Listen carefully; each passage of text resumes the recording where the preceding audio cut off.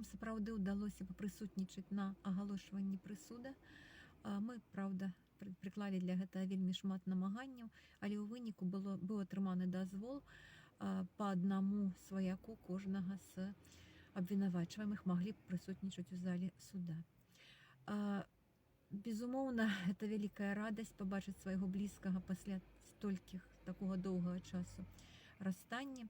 Мікалай прыйшоў, іх трымалі ў клетцы ў кайданках, нават не знялі кайданкі падчас абвяшчэння прысуду, усе 6 чалавек былі ў кайданках. Хлопцы трымаліся вельмі годна. Яны, па сутнасці, задавалі рэй у гэтым паседжанні, не суддзя і не там суд. Кожны з іх неяк дэманстраваў сваё стаўленне да вынесенага прысуду.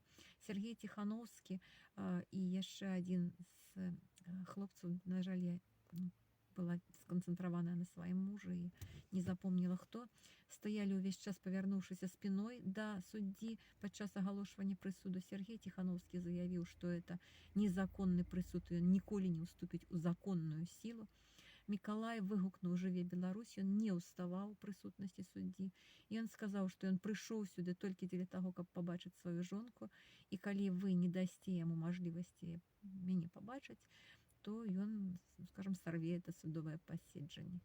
І, в прынцыпе, я магла яго бачыць падчас усяго агалошвання вот этой рэзулятыўнай часткі прысуду.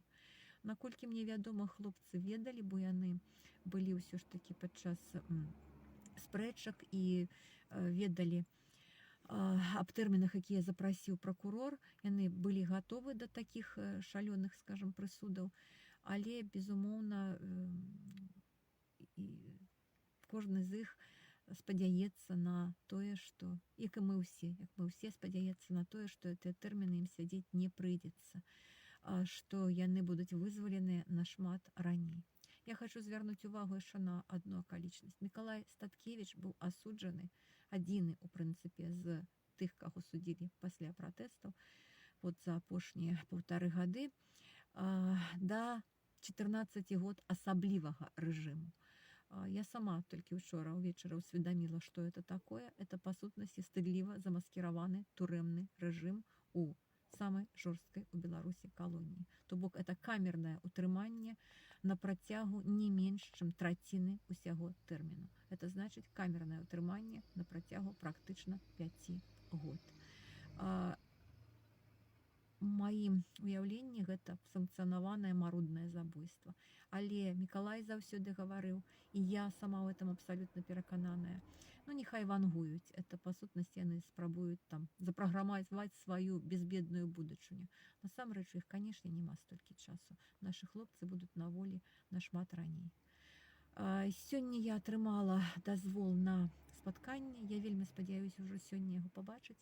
І гэта будзе наша другая сустрэча на працягу от апошніх 1,5, крышку нават больш, 566 дзён. Першая сустрэча адбылася 26 траўня, тут жа, у Гомелі, пасля году расстання. Трымаемся, сябры. Дзякуй вялікі за ўвагу і за падтрымку.